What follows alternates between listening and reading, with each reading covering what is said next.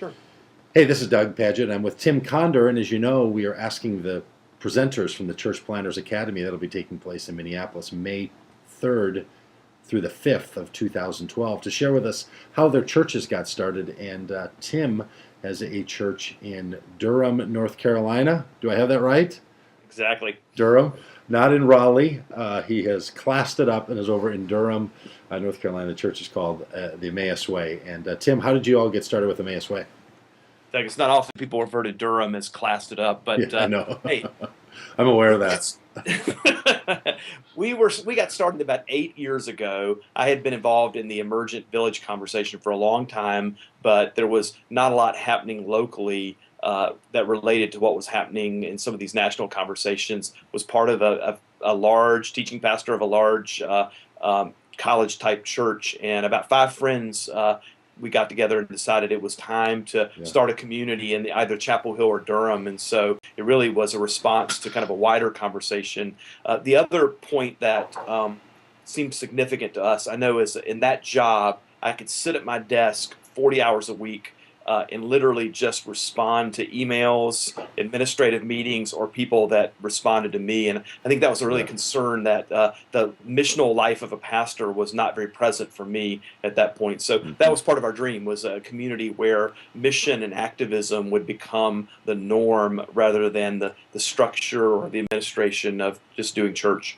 Yeah, and so how did you start? You were working over at the other church, and you decided that you were going to start something new. Where did your funding come from? How did you pull people together? What was your story on starting in that way? Yeah, funding was frightening. I remember out of our first, we weren't immediately sure that we were going to be a church. We weren't sure we might have become an intentional community. So that balances this story a little bit. Yeah. But the first 6 months of our gathering in a living room, just, a few friends in a house that became 10, 15, 20 friends in a house. I think our total collection for 6 months was about $400, which was a little bit less than what my salary was at the time. Yeah. So we got off to a very slow economic start. I was in a situation where I was going to be personally funded as kind of the founder for a while, but the community really just, I think what we did at first was not make sustainability the starting conversation. Yeah, and interesting. as we kind of established ourselves in Durham, that began to happen for us. Yeah. So talk a little bit about that. What were the pressures around you to have sustainability be the starting conversation or not? What kind of decisions were you having for to make? us,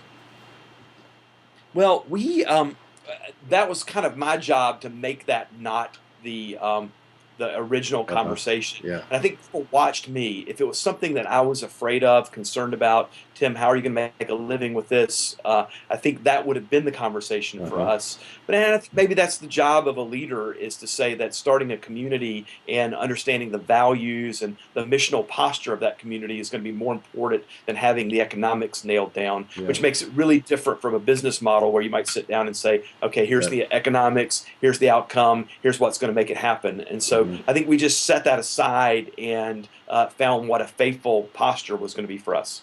And how long has the church been going? We're about 8 years old now. And you've moved to your location a couple of times? Are you in a permanent place now? Yeah, in some ways we like to refer to ourselves, and I think a lot of communities would recognize we're a precarious church in many ways, is that we haven't established ourselves at the point to where everything is assured and beginning in the future. But it's not unlike Solomon's Porch. We began in a little loft above a cafe room for maybe 30, 40 people, but we are now in an old church that has failed. We found a partner who owns the building, uses it for ministry. They rent to us, and we've grown to the point of where rooms for kids to meet in and all of those things was absolutely essential. So I think that really was a godsend for us. We had a very beautiful, kind of somewhat trendy kind of downtown space for a while. It was awesome. We didn't have kids space. So now we're in an old church building that's absolutely perfect for our size and the kind of the organic model that we're trying to live out. So great. And if people wanted to see your online presence, what's the website for the church? Emmausway.net. Emmausway.net. Great. Well, Tim. Yeah, go ahead. I was just going to say, Tim Conder is going to be one of the presenters at the Church Planners Academy May 3rd through the 5th, 2012 in Minneapolis. Sign up at churchplantersacademy.com. Were you going to say one last thing? Oh, I was, just for you, Doug. I was going to spell Emmaus, but Oh, go ahead. No, go ahead. Emmaus. It seems like no matter how many times people have either read the Bible or not read the Bible, Yeah. that's what needs to be spelled. Yeah, I bet they hear Imus in the morning as much as Emmaus way, don't they?